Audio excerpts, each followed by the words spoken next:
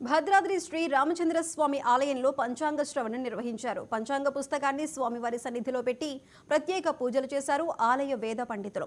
భద్రాద్రి రామయ్యకు ఆదాయం 8, వ్యయం 2, రాజపూజ్యం 7, అవమానం 3 ఉంటాయని, అలాగే సీతమ్మ వారికి ఆదాయం 14, వ్యయం 2, రాజపూజ్యం 6, అవమానం 6 ఉంటాయని పంచాంగ శ్రవణంలో వివరించారు పండితులు.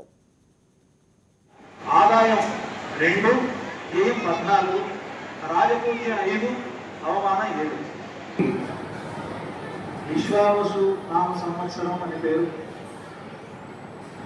శుద్ధ త్రయోదశి మంగళవారం ఆ గురుమూర్త్యం పోతున్నది.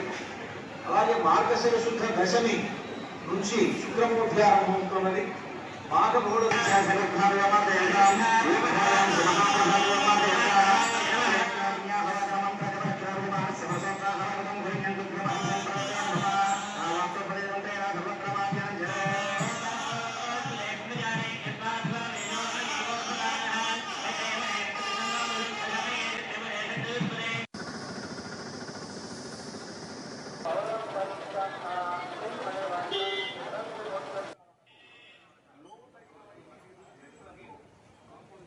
మేషరాశిలో అశ్విని 4 భాగాలు, భరణి 4 భాగాలు, కృతిగా 1 భాగం మేషరాశికి సంబంధించింది.